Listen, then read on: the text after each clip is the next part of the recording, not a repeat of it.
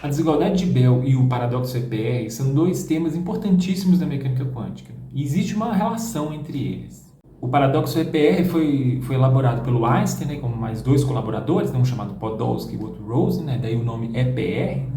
Ele foi pensado como um resultado que teria como objetivo de desafiar a mecânica quântica. Então, assim, de forma bem geral, o paradoxo EPR tem como objetivo mostrar que a mecânica quântica é uma teoria incompleta. Esse artigo, né, publicado por Einstein, Podolsky e Rosen, em 1935, ele gerou, né, o que é conhecido como paradoxo EPR. Ele gerou um grande debate na física e a gente pode pensar que a desigualdade de Bell é uma espécie de continuidade desse debate, né?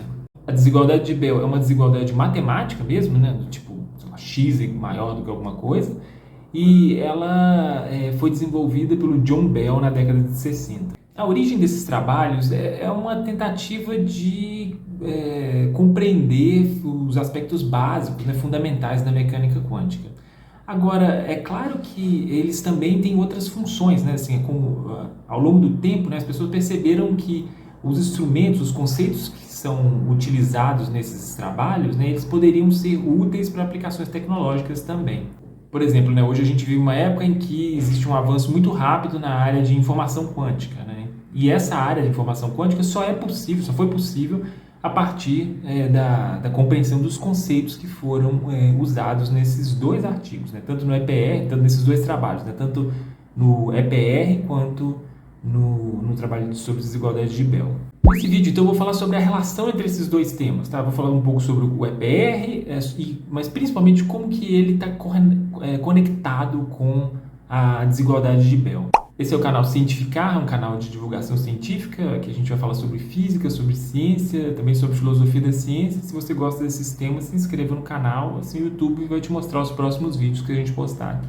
Bom, essa história toda, dá pra gente dizer que essa história toda começa com uma insatisfação do Einstein com relação à mecânica quântica, né? Com relação aos rumos que a mecânica quântica estava tomando ali a partir da década de 20. Né? O Einstein foi um dos autores que contribuiu para a formulação da mecânica quântica, né, para o início da teoria, mas ele também, depois, a partir de 1920, né, assim como vários outros, né, o Schrödinger assumiu uma posição parecida também, né, outros autores que também contribuíram para o surgimento da mecânica quântica, né, a partir da década de 20, 30, começaram a demonstrar um certo desconforto com os caminhos, com os rumos que a teoria estava tomando. Então, com o EPR, o Einstein queria mostrar que a mecânica quântica é uma teoria incompleta, né? No seguinte sentido, né? Ele constrói uma estrutura argumentativa, né, lógica, que demonstra que a mecânica quântica, na verdade, não consegue descrever todos os elementos da realidade. Assim, de forma bem geral, dá para a gente dizer que o EPR é baseado, primeiro, nessa definição de realidade do Einstein e em uma interpretação específica do princípio da incerteza, né, que é o princípio da incerteza de Heisenberg. Então, o Einstein ele vai considerar que um elemento de realidade, né, é aquilo que o objeto, é uma propriedade que um determinado objeto possui e que é independente de medições ou de qualquer tentativa de observação dessa propriedade, né? Então, seria uma espécie de essência do objeto. O objeto tem essa propriedade independente de alguém observá-la ou não. Acontece que na mecânica quântica, como os objetos eles são muito sensíveis, né, então uma observação geralmente gera uma perturbação nas propriedades do objeto. E aí, nesse ponto, entra o princípio da incerteza. O princípio da incerteza, assim, de forma bem geral, diz que nós não podemos conhecer com precisão arbitrária a posição e a velocidade, né, na verdade, o momento linear, que é uma quantidade que é derivada da velocidade, mas que a gente não pode conhecer, então, simultaneamente, a gente pode dizer, a posição e a velocidade de um objeto quântico. Agora, qual que é o sentido disso de não poder conhecer, né?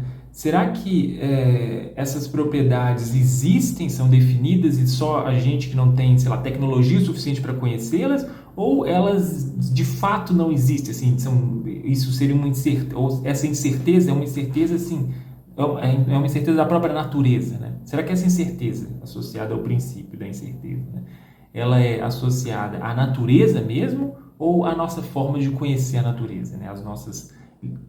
A nossa capacidade de fazer medições das propriedades?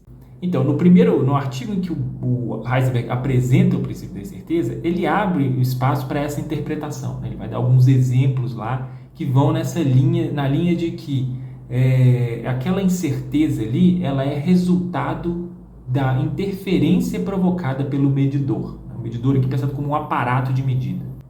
Nesse vídeo que aparece aqui no card, a gente fala um pouco mais sobre essas interpretações do princípio da incerteza. Então, o Einstein, na elaboração do EPR, acabou usando essa alternativa que foi apresentada pelo próprio Heisenberg, né? De que, bom, então, se o princípio da incerteza for resultado da nossa incompetência em medir as propriedades dos objetos, né?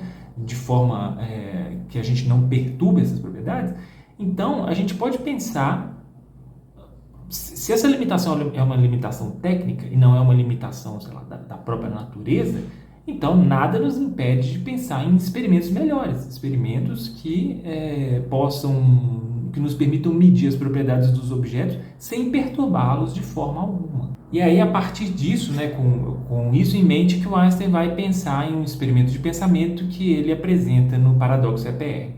Então, esse experimento vai usar os conceitos de emaranhamento. Tá? Nesse vídeo que aparece aqui no card, a gente explica com mais calma assim, o paradoxo de EPR. Tá? Mas aqui, para esse vídeo aqui, o que a gente tem que entender é o seguinte, né, que essa ideia, essa possibilidade de interpretar o princípio da incerteza dessa maneira, né, como uma perturbação provocada pela medição, abre espaço para que a gente possa pensar em novas formas de fazer medições que sejam mais eficientes. E é o que o Einstein fez. Então, no EPR, né, o Einstein usa o conceito de emaranhamento para apresentar uma proposta de um experimento em que você poderia detectar, medir a posição de uma partícula sem perturbá-la de forma alguma. Ou poderia medir o momento linear, né, a velocidade dessa partícula, sem perturbá-la de novo, sem de forma alguma perturbá-la também. E aí o Einstein vai concluir que esse procedimento, né, ele mostra que essas propriedades existem, o objeto tem essas propriedades, e que só que a mecânica quântica não admite um estado em que o objeto tem essas propriedades. Então, assim, não existe um estado na mecânica quântica capaz de descrever a situação em que o objeto tem posição e velocidade bem definidas. E aí a conclusão do Einstein vai ser a seguinte: bom, se existe esse estado, se esse estado é possível, se o objeto tem essas propriedades e a mecânica quântica não é capaz de descrevê-las, então essa é uma teoria incompleta. Ela não é capaz de descrever todos os elementos da realidade. Bom, acontece que no próprio ano de 1935 vai aparecer um outro personagem, que é o Niels Bohr. O Bohr ele vai apresentar uma resposta ao EPR, né? E o Bohr, e como ele vai negar, né, o resultado do EPR, ele vai tentar refutar o resultado apresentado pelo Einstein, e ele vai usar uma estratégia que é a seguinte: ele não discorda da construção formal, né, da matemática usada no artigo do Einstein, ele não discorda do experimento que o Einstein propõe, ele não discorda nada disso. Ele vai discordar da definição do que é realidade. Né? Ele vai discordar sobre a definição do Einstein sobre elementos de realidade. Se o Einstein considera que elementos de realidade, que a realidade é aquilo que são propriedades que o objeto tem, que são independentes de qualquer medição, o Bohr vai considerar o contrário. Né? Ele vai falar que não, que o real, né, que aquilo que deve ser o objeto de interesse da ciência, são os resultados dos experimentos. Então, o real é aquilo que é medido. Bom, e aí dá para perceber que essa discussão ela acontece no campo da filosofia. Né? Não tem como você fazer um experimento para definir se a posição certa sobre elementos de realidade é a do Einstein ou a do Bohr. Não existe esse experimento. Né? Você não pode fazer um experimento para decidir sobre posições que são posições filosóficas. E aí esse debate tem alguns desdobramentos. Né? E na década de 50 aparece um outro personagem importante na história, que é o David Bohm. O Bohm ele vai apresentar uma teoria que é uma teoria que foi conhecida como teoria das variáveis ocultas. Né? E ele vai propor uma reformulação da mecânica quântica. Ele vai pegar essa ideia do Einstein, que considera que a teoria é uma teoria incompleta, e vai falar assim: bom, nós podemos completar essa teoria usando uma variável que nós não conhecemos ainda, mas que a gente pode conhecer no futuro, talvez. Né? E essa variável vai funcionar como... essa variável vai fazer com que a gente resgate certas propriedades da física clássica que foram perdidas com a mecânica quântica. Então, essa teoria do Bohm, que ficou conhecida como teoria das variáveis ocultas, propõe um novo formalismo para a mecânica quântica. Né? E aí, o que acontece é que na década seguinte, né, na década de 60, o John Bell, que é um físico norte-irlandês, ele apresenta uma proposta experimental, né, de um experimento que seria capaz de verificar se as teorias de variáveis ocultas são adequadas ou não para descrever um sistema quântico. Nesse vídeo que aparece aqui no card, a gente fala mais sobre a formulação da desigualdade de Bell.